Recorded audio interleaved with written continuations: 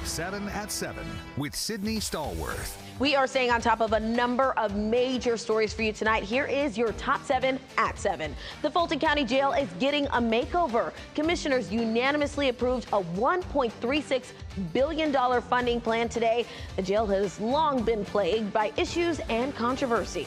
Two brothers facing charges tonight after a deadly shooting in Sandy Springs. One of the brothers, Mason Washington, is still on the run. Investigators say they shot 29-year-old Justin Tucker while he was waiting on an Uber. She didn't deserve that at all. She didn't deserve that at all. Nobody does.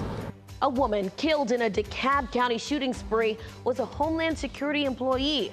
Lauren Bullis was stabbed and shot to death while walking her dog on Monday.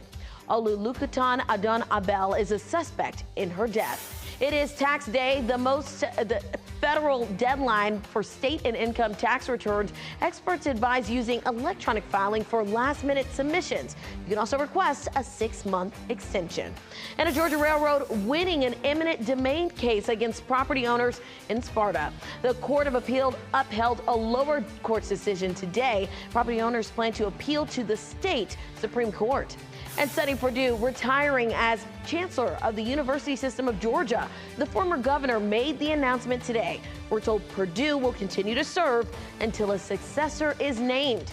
And City Schools of Decatur announcing its Teacher of the Year today. Christy Schallberg is a teacher at Beacon Hill Middle School, where she pioneered a popular outdoor course. It's called Adventure Quest. Congratulations to her. That's your Top 7 at 7. And for much more on all of these stories, be sure to download our free Atlanta News First app.